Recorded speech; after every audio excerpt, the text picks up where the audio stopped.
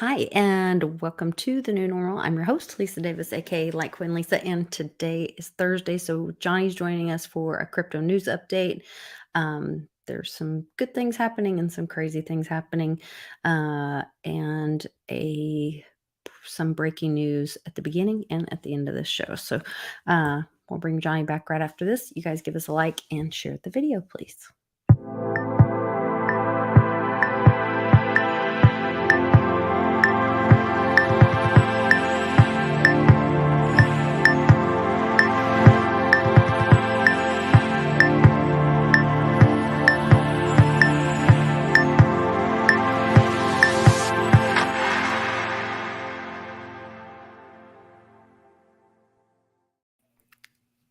Welcome back, Johnny. I hope you had a great Christmas with the fam. Yeah, what's up, Lisa? Merry Christmas, everybody.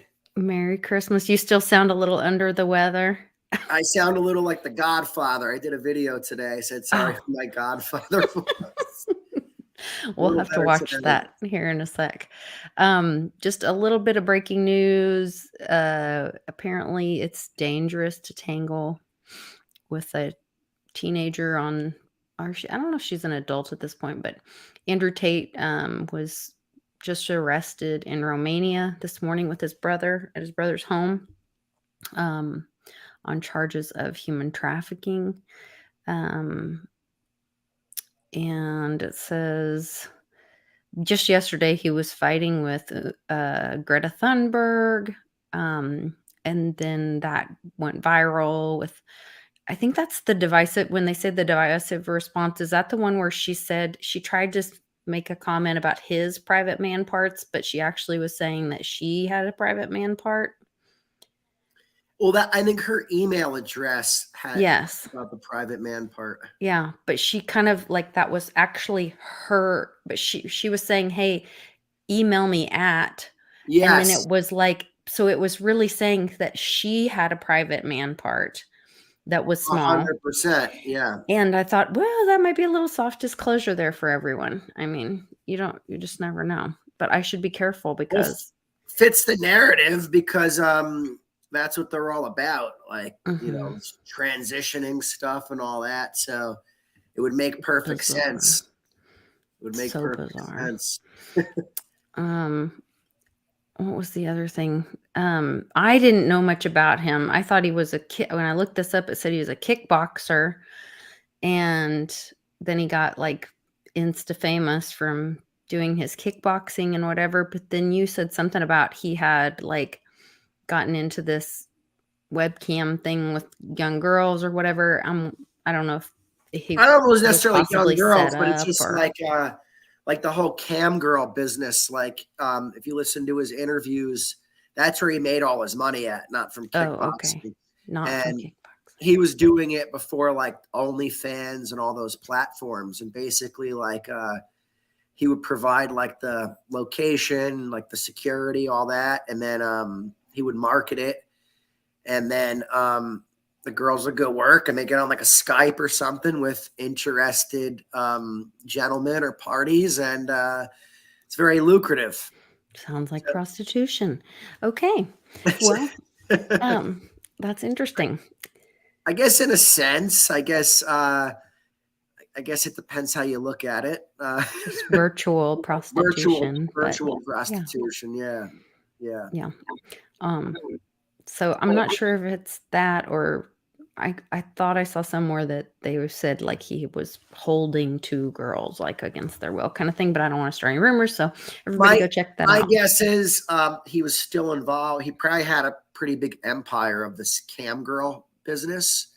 And my guess is that they set him up probably. They probably had two girls that were probably like, my guess, 17, just under the legal age. Probably looked like they were 27. Probably armed them with fake IDs and everything. I'm sure he was asking for ID and all that, like to protect themselves against this. And they probably set him up. And that would be my guess. So I guarantee he was set up. Yeah, because if he's been doing that for a while, you would think he'd have some, like, he knows what the rules of the game is and where he can play legally to not get in trouble, and seems kind of reckless just and coincidental that the day after he gets in this huge fight with Thunberg on Yeah. Twitter and it goes viral that he gets picked up. Well, he's a sharp dude, so you would think he knew the rules. He's been out there, so you would think obviously he wasn't having underage girls do this, especially the nature Mhm. of the business, the cam girl business. They're talking to people, clients. So if you did have underage girls doing it, it would be a big red flag for your operation. It's not Mm. like an actual prostitution business. This is like out there. So I would think he would have followed, dotted his I's and crossed his T's. But again, if they want to get you, they'll arm people with fake passports, fake licenses, fake everything. So on this breaking news report that's there's some videos. I don't know where this is coming from Romania. Can't understand a word they're saying, but it says that what they call DICOT, DICOT, which I guess is one of their arresting officer type things, arrested him for allegedly abducting two girls, is what this says, Yeah, no, which that I don't. seems strange. I don't buy that at all. Merry Christmas, Mom. Look what I brought home. I 2 hostages. yeah, I don't buy that. Like I said, That doesn't sound uh, right. I'm pretty good at reading into things, and I would Yeah. think my theory of what happened is probably somewhere along the lines of what happened, and that would be the way to set them up Yeah. easily. And just give two girls that look of age that are just Close under enough. fake Yeah. documents, and just say, hey, you're going in and busting this guy. And then you say, well, how would they get these two girls to use to easy? They probably had the girls in something else, drug trafficking or who the hell knows. They Yeah. said, look, you're either going to prison or you're going to nail this guy. So they probably were like, Well, that's like was it earlier this year they released the dollar amount that the FBI spends on paid informants on keeping them all on the pay, and it was millions of dollars, millions oh and yeah, millions of dollars. So there are people that are indebted to work, and do things where they've gotten in trouble before, and so now they're like, okay, well, you're going to be on the company sure. How do you think they payroll. pulled, And how do you think they pulled off January 6th? yeah, Yeah, well, yeah. That's that'll be interesting to see what happens this next year. that There's more and more everyone's information talking about coming out all about the that. FBI provocateurs. It was more like CIs, they call them confidential informants and paid informants that they sent in to be Oh, instigators of it. not Sure, there was actual like FBI agents. some, but no, most of it's just CIs that they have complete control of. You're doing this or you're going away. Like when you Mhm. become a paid informant, you're their property. You have to do exactly what they tell you to do. They tell you go here and do this. You're going there and doing that. If not, they're charging you for your initial crimes. So they, They've I, got these people over a barrel. What's I another knew that was form gonna. of blackmail or extortion, I guess? Yeah, I knew that was going to be a setup before it went down. And I thought it was just going to be a setup in a different manner. I didn't realize it was going to be a setup how they set it up. I thought it was Mm. going to be more of a bloodbath of fighting in the streets, and and I didn't realize they were going to just go in, let them all into the Capitol or whatever. But yeah, that's how they pulled it off with a lot of confidential informants. That's how they always busted the mafia back in the day. I mean, they never busted the mafia through their own good police work. No, no, no. They got somebody to roll over on somebody They would get else. somebody to roll over. Back then, they'd wear a wire. The technology Okay. wasn't as good, and then they'd usually get a few of these guys. They'd have them like moving heroin or something. And back then, you used to actually get in more trouble for that. And they say, "Look, you're facing 20 to life unless you come to work for us." So they'd get a lot of these informants, and some of these informants would stay on the payroll for years, and they let them commit crimes. And they want them to. You can't Well, kill that's what anybody. they aren't. I don't know if a CI is the same, but I know, or I've been told, I don't know, but I've been told that like a FBI agent, there's certain people, I don't know if it's CIA but have immunity from committing crimes because it's their job Sure, to catch people. when you're a confidential informant or a paid informant, Mhm. you're supposed to commit crimes. You're not allowed to commit a murder. That's it. But you could do everything else. So you just can't Wow. kill anybody. And they've turned a blind eye to a lot of paid informants that kill people. Look into someone named Greg Scarpa. He was a mobster that actually the CIA used in the 60s. He actually went down to the South, and I think it was like one of like the church bombings or something during like the civil rights movement. They sent him in to find the guys and torture them to get the info out of them. And Wow. this guy, while he was a paid informant, I mean, he must have killed 50 people, and they just completely turned a blind eye. Look the other way. Also look into Whitey Bulger out of the Boston area. He was like, not the Italian mafia. That was like the Irish mob, but he was a powerful guy. And he stayed out of trouble for a while because he was a paid informant for 20 years. Must have killed 25 people, and they just, they turned a blind eye to it. So, But then at some point, do they bring them in for something, or they just let them go and becomes public knowledge or a legend in the area? Or Bulger, Scarpa, Greg Scarpa, I don't think they really got him on anything. They didn't get him or on. did the bad guys end up getting He them was actually in the end? at the end. He came down with AIDS, Mm. and he was in like something called the Colombo family.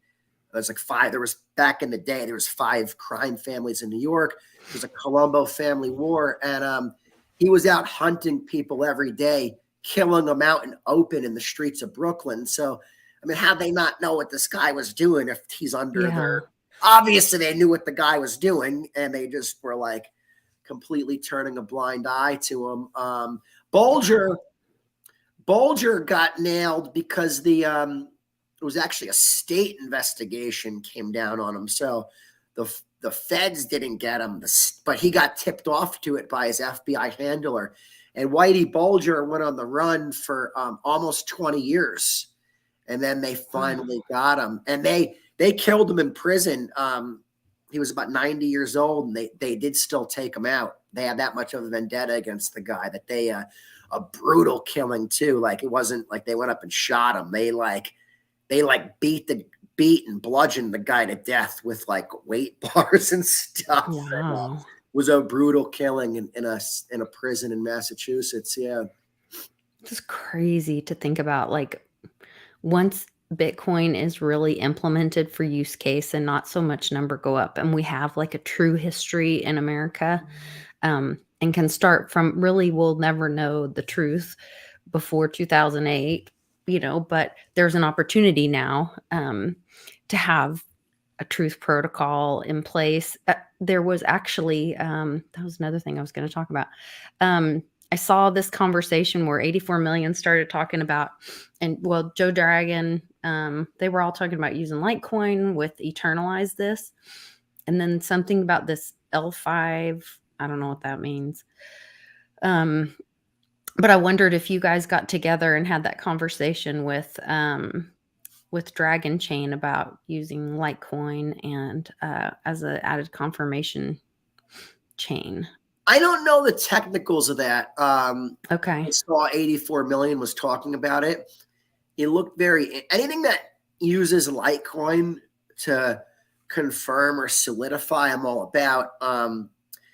Look at my video I did today, Lisa. Okay. It was all about fraud in the payments world. And it's very frustrating to me because while people are so focused on FTX, They're like, oh, Bitcoin. Oh, what about that FTX guy, SBF, this mythical character? And, nothing's been solved. Bitcoin was an invention. The current payment system still sucks. It sucks more than ever.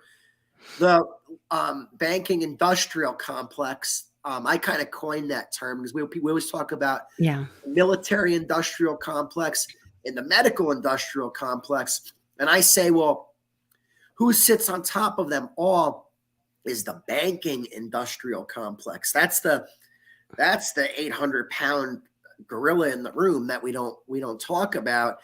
And it's very hard to talk to people about a different kind of money. Money is very personal to people. People always want to use what's easy. And that's why the credit card system thrives. And what prompted me to do this video is that I've had several angry calls of people that got credit card fraud. And now they're screaming at me, telling me I owe them the money. And they're like, I'm saying, excuse me, I don't owe you the money. I didn't. First of all, I'm all about Litecoin and Bitcoin. If you want to process a credit card payment, God bless you. I'll give you the system to do it. And I'll try to help you out as much as I can. I'll tell you what not to do to try to protect yourself. But mark my words, it's a legacy system. And there's no protection in that system. I'm always honest about that to everybody. Yeah, definitely. There's a couple other breaking news things around that banking, kind of ties in with everything we're talking about. There were 2 Epstein victims that have lawsuits against JP Morgan and Deutsche Bank right now for facilitating payments to do with human trafficking. And also saying, like, you guys didn't turn in the suspicious activity reports on Epstein. Yeah. And now what country? Virgin Islands just filed charges today on JP Morgan Chase for not putting in SARS reports on Epstein's they put them in on us for anything over $600. Asking for ask for a couple $1,000s out of the bank. Oh, SARS report. I've placed so many SARS reports on me, and it's like, okay, I'm an Epstein and SBF and these people. I want to comment on one of Daddy O's comments. The mafia is baby shit compared to what the Kabbalah had done. He's 100% right. I actually think the reason they make such a big deal about the mafia is that they're running cover for their own operation. Oh, the mafia stole $1 million. Wait a minute. The politicians stole $1 billion. Oh no, don't look at that. Look at them. Look at the $1 million that they stole. It's all a facade. And it's, right now there's no more mafia anymore. And they'll still, there's trust me, I live in the New York area. There's people that are ex-mobsters. There's no mafia family anymore. There's none of that stuff going on anymore. It's the real mafia is the politicians and the lobbyists and the deep state. That's the mafia right now. That's who we got to work. Dr. Fauci, he's a freaking mobster right now. Those people that we what's the qualifications, Yeah. Let me play this real quick. I want everybody to hear this. Here. How's it going today? Sorry about my voice. I'm sounding like the Godfather a little bit, but had to come at you guys with a video because I've been seeing an insane amount of fraud this holiday season. So why am I seeing the fraud? Because I work in the payment processing space. I have a lot of credit card processing equipment out there. I've seen a lot of businesses and merchants get beat or burned by fraud, meaning they took stolen or fraudulent cards. And these businesses are shocked when they call me up, they complain, they're very angry with me. I say, well, it's not, you think I wanted you to have the fraud? Why do you think I'm pushing this whole Bitcoin and Litecoin thing? They're very angry and they don't understand why. Why? Because the legacy financial system is an honor system. This is what I've been preaching for years. So when people come at me and they're like, Johnny, why are you always talking about Litecoin? The credit card system works fine, this and that. No, it doesn't. It works fine until you have an issue. So just recently, I saw someone that got a $3,500 fraud. Boom, money out of the bank account, done. Fraud I saw before that was for 2,000, like it was like 2,800. I saw another fraud for about 6,300. Saw it in the last week. Then the week before that, I saw a very sophisticated fraud done on the Visa gift card network of stealing money from these gift card programs. So again, a lot of fraud that's out there. The businesses are shocked by it. And my message remains clear. Litecoin or Bitcoin is the only path forward to fix this. The bad guys, don't want it fixed. They like the fraud. You think they care about fixing the fraud? You think they care if your small business loses money? No. We have to keep getting the message out there. Bitcoin is an invention that fixes this. There is no fixing fraud in the legacy financial system. It is an honor system. That's what people neglect to realize. So just some inside intel for me, guys, but a lot of fraud going on. Be careful out there. Peace. Great advice. That is just insane to me that they're not understanding what the arrangement or the agreement that they made. Once again, they didn't read the disclosures, and we all are guilty of it. We all, push update and scroll through the agreements, and we all sign up for it because we need the tools. But when they are holding all the key, they're like, well, then you're going to play my game. And that means if somebody walks in with a stolen card, you eat it. You eat it.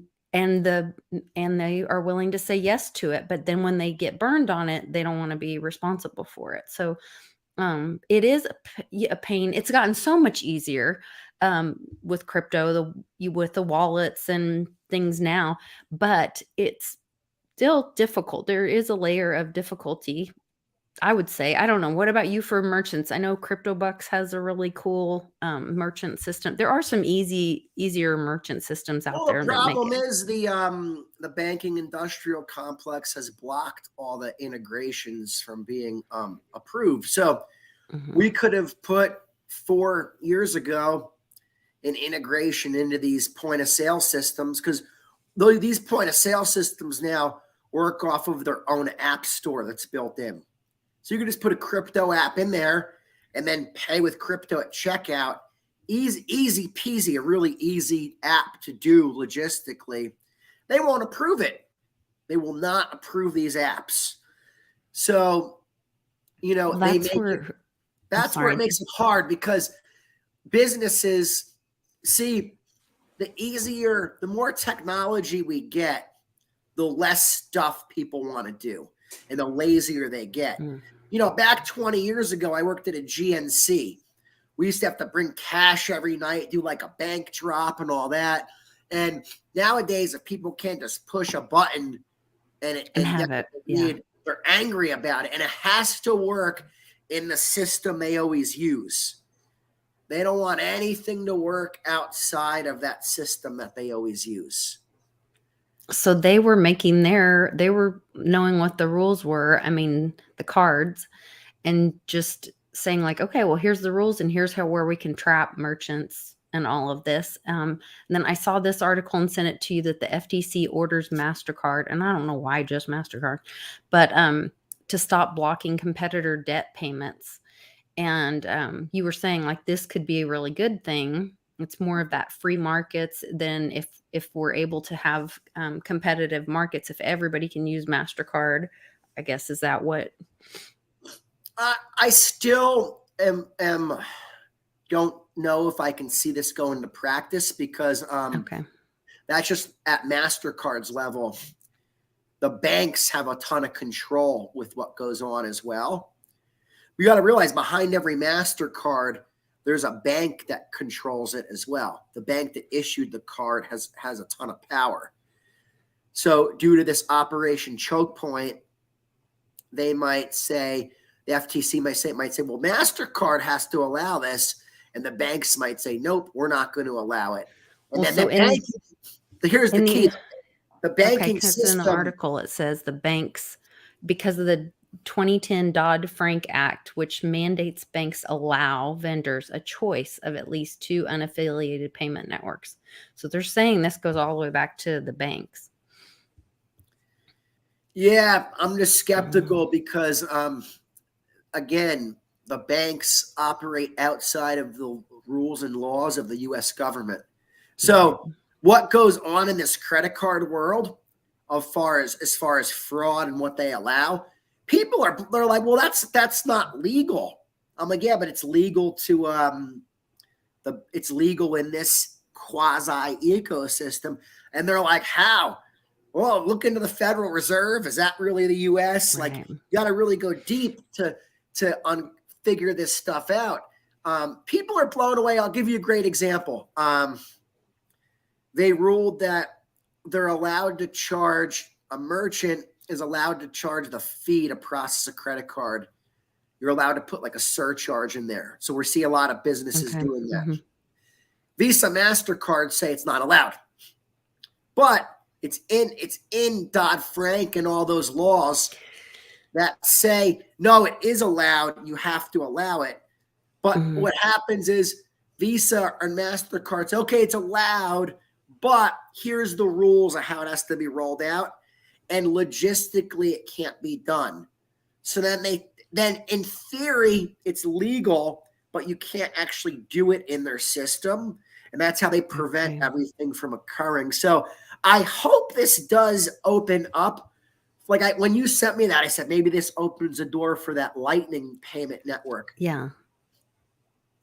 Again, the problem is in all these payment devices, they're so controlled by the banks and all that I don't know if they'll allow this stuff to,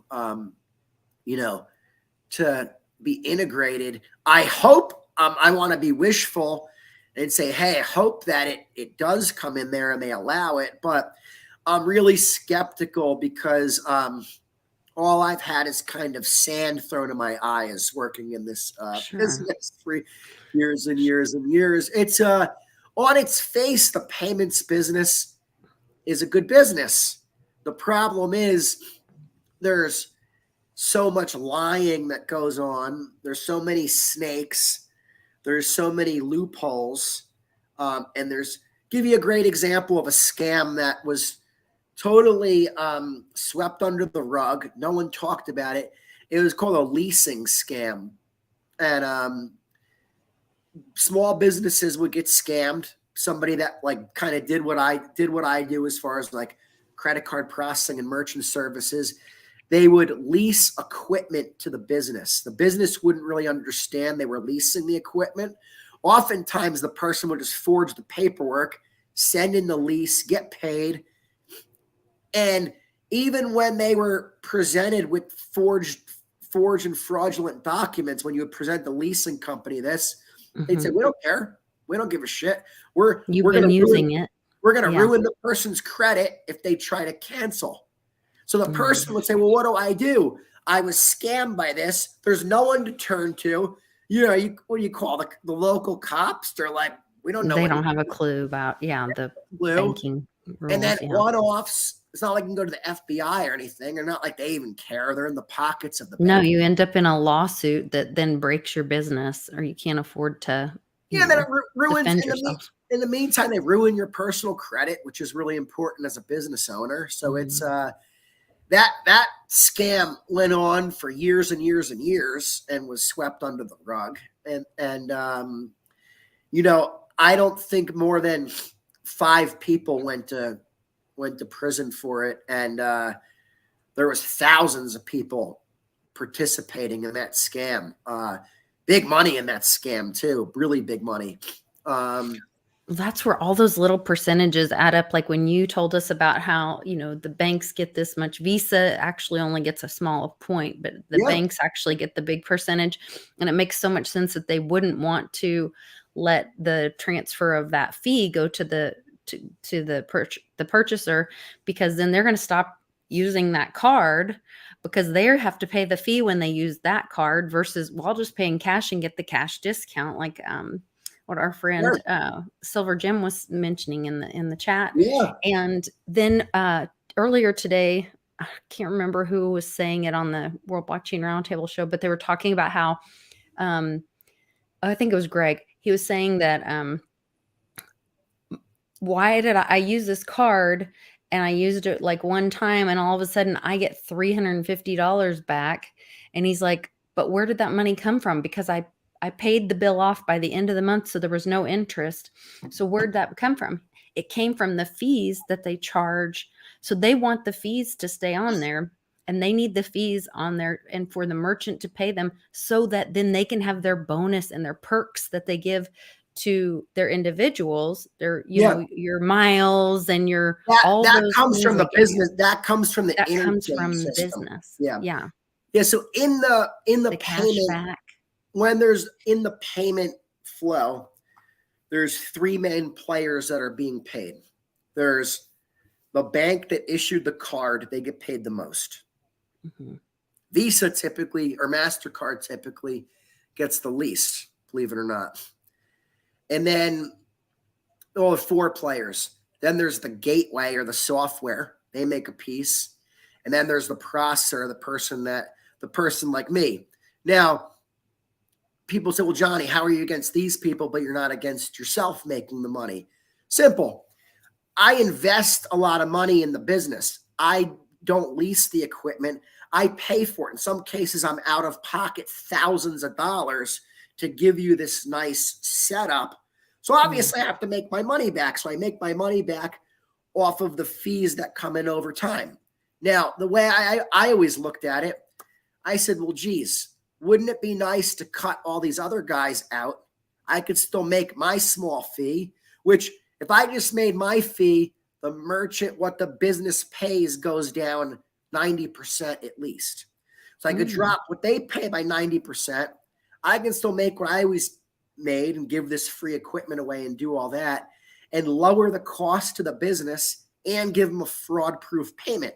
So now I solved the problem on my end, because the main problem I have is when people have fraud and they get angry with me. I actually lose a lot of customers then because I get really pissed when they start. I'm like, don't you fucking blame me for this. Like I get really pissed. Like if they really, like one guy was like, trying to shake me down. I'm going to do this, sue you, that.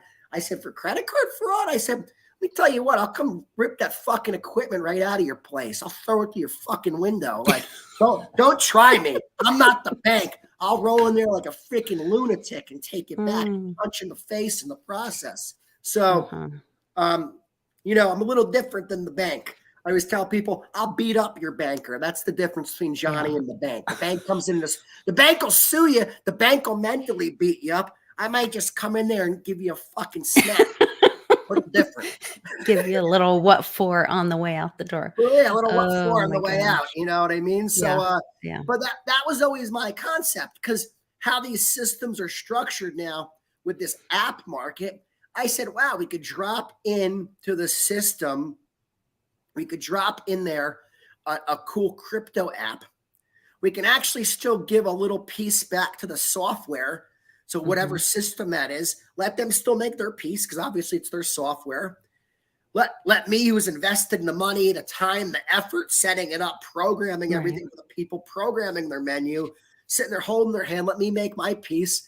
And let's cut these other guys out. As far as I'm concerned, what are the banks doing for them? They're not doing anything. All they're doing is a nuisance in the situation. It's really leaving them vulnerable for fraud. Yes. Leaving them open and vulnerable for opportunities for credit card fraud. Yeah, that's crazy. So it's the amount of stuff I see is staggering. And I've talked about the synthetic identity theft before. I'll review that. That's when fraudsters steal someone's identity that usually owned a small business.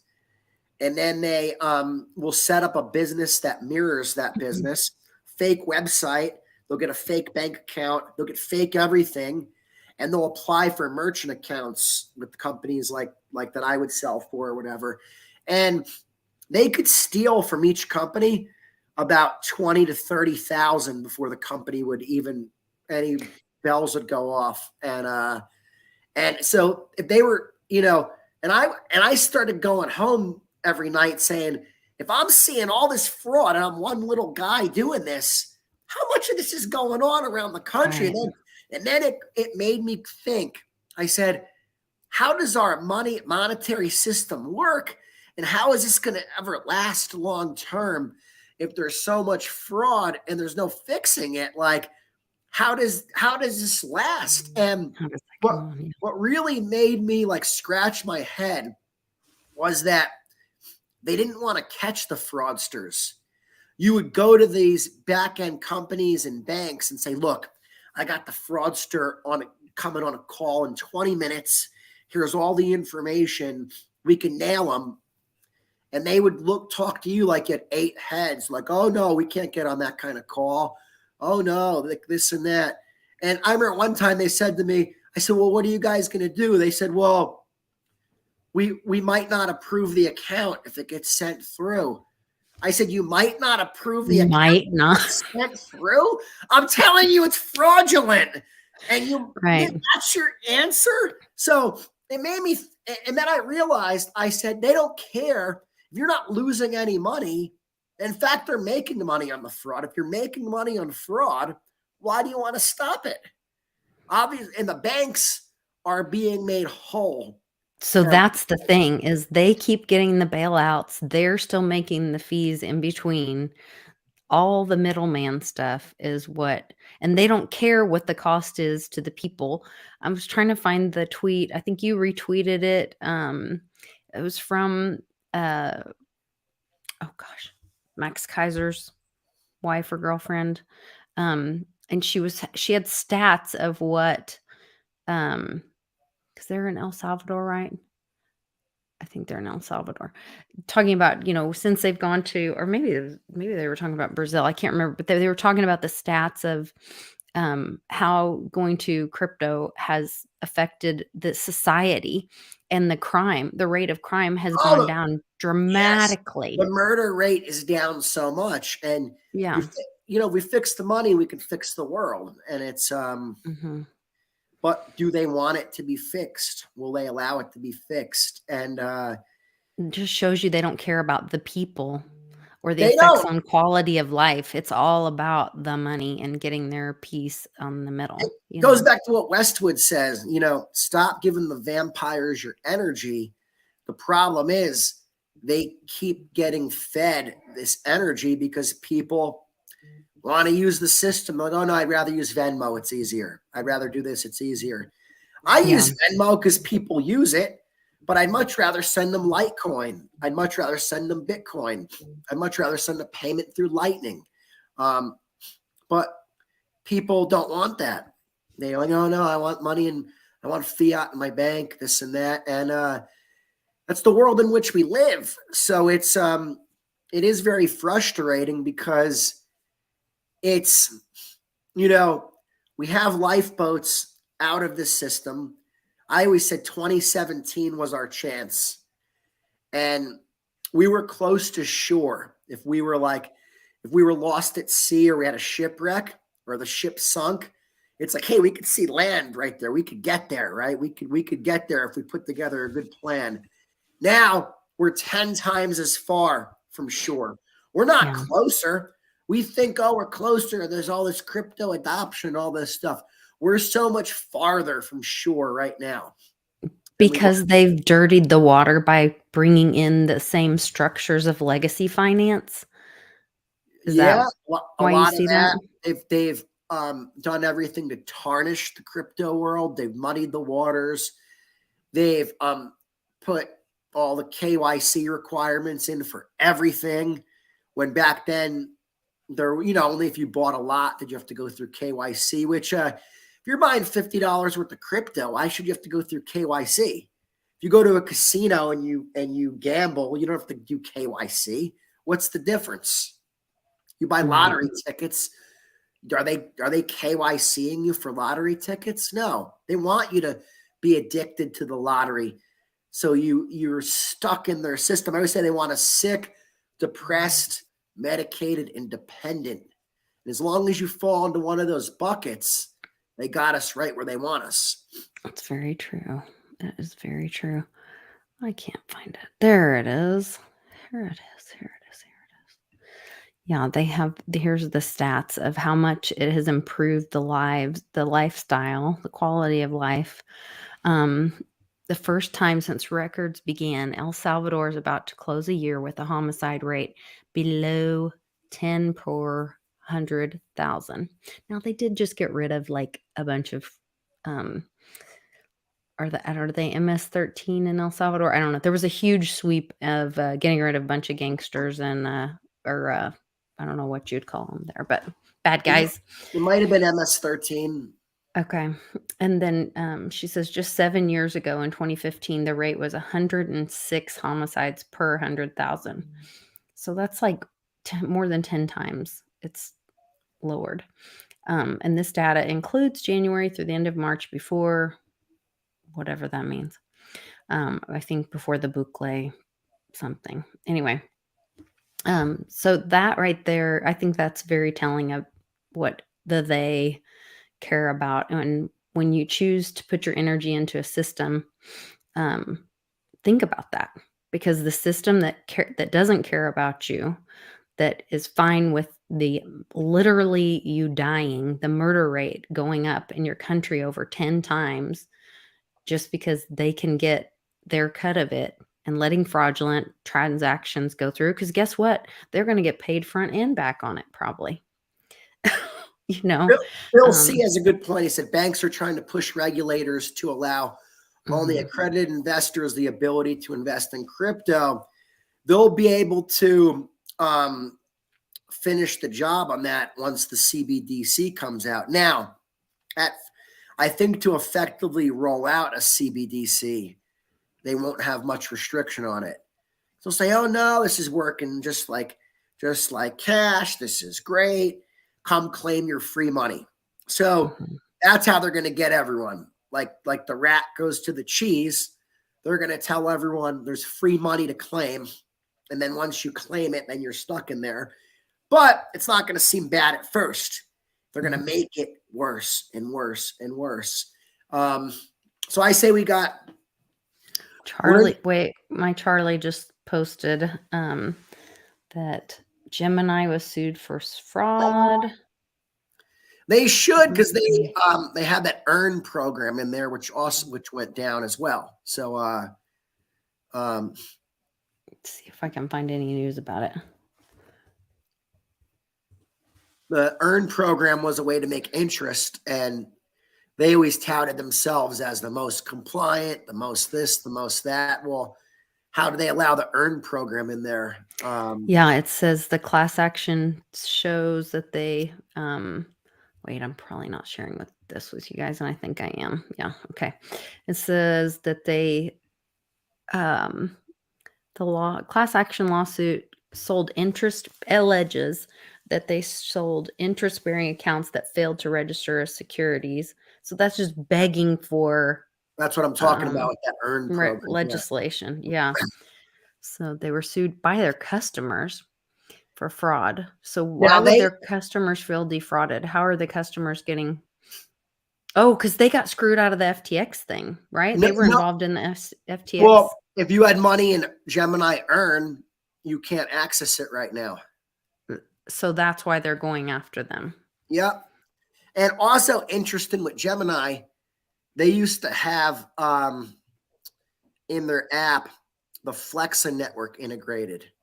I noticed that once they rolled out their credit card, that they said no more Flexa app in there. Why? Visa or whoever priced it, well, you can't allow that other network in there. There was probably a non-compete of some kind, yeah. The banking and payments world is all about bullying people into this is what you're going to use. If not, we're going to ruin your life 8 ways to Sunday. It's all about not giving people choice anymore. So it's all, and it's becoming consolidated, and it's, there's no, it's like, hey, this is our product or integration. This is what you have to use. and there's no choice anymore with it. It's that's my problem with most of the systems, like Square or Toast. Those are two popular point of sale systems. Mm-hmm. People love them. You have to get it from one company, right? And it, and there may be more breaking news. I know we just have like 2 minutes, but I think Reggie just posted some breaking news. Let's see if he posted it.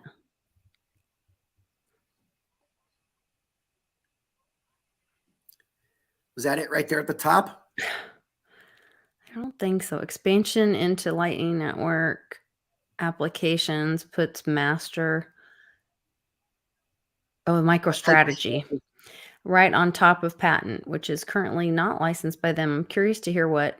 No, that's not the announcement I know about that's supposed to be coming today. But okay, so it hasn't come out yet. There's something coming soon from Reggie. People will pay attention.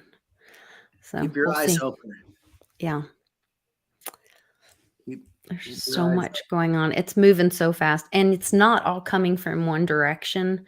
That's where I think when we think like, it's been this way for so long, but it can change really quickly when the right people start doing the right things. And it might get messy first, but it'll be very interesting to watch it all.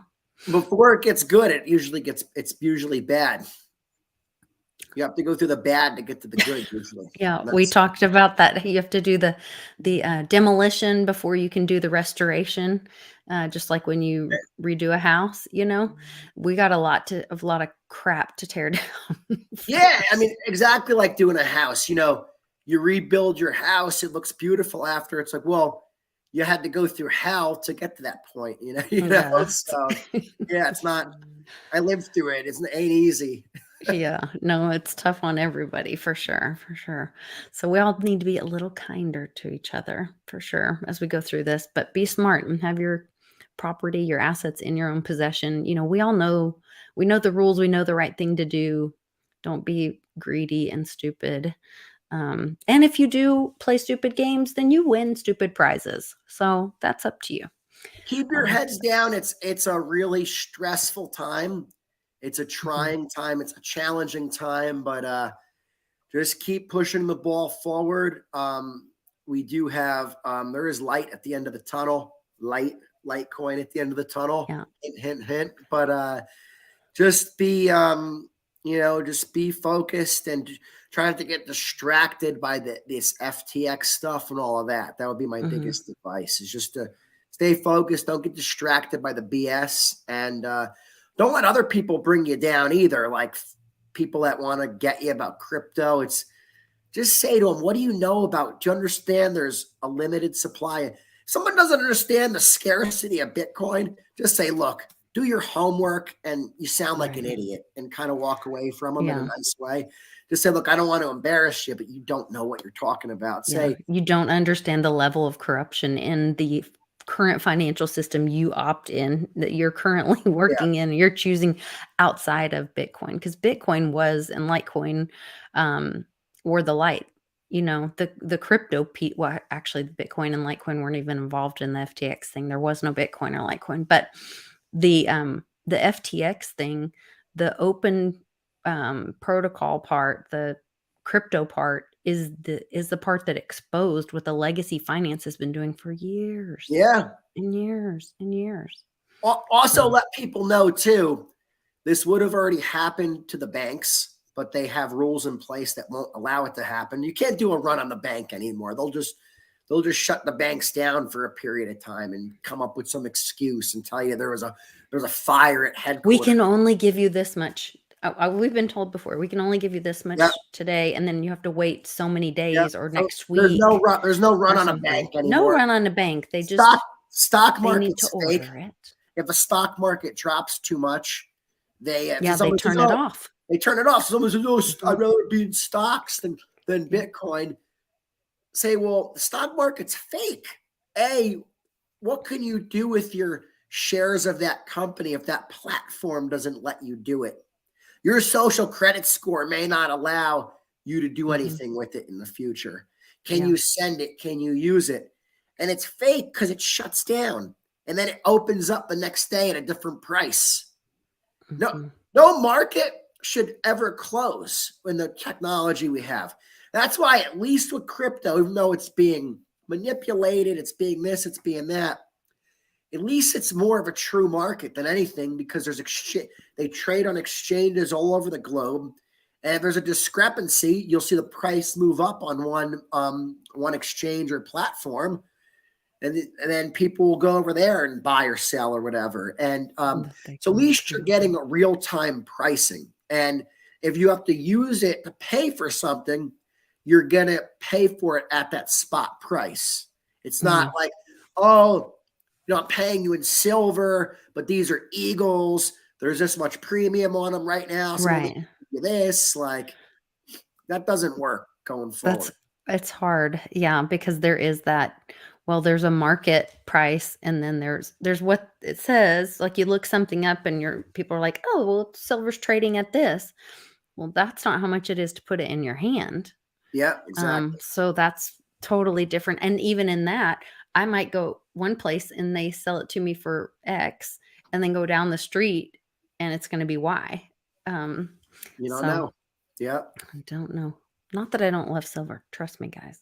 Get your I silver. love silver, but it's just not Get it in your own possession. It's not good for transacting with because of the how they price it right now. It could be in the future if it's priced like a true market, but right now it's and again it closes at night and opens again the next morning, closed on the weekend. So and we know that pricing has derivatives built into it, Yeah. and so manipulated. So that's not even a fair market. But nope. One of these days we'll have Veritasium to help bring some truth to free markets, and we can exchange peer to peer, and sounds like a good deal for us. So you guys keep watching. I appreciate you so much. Please give me a like and share the video. Get this information out there, and leave us a comment below as well. Take care, and Happy New Year to everybody. Later, we'll guys. See you on Happy Hour tomorrow for a little happy hour. Happy New Year's Eve. Well, I guess it's not technically New Year's Eve yet. I don't know. I might want to celebrate a whole day early. Get rid of 2022. There you go. Out the door. Bring it a new year. Yeah. Take care.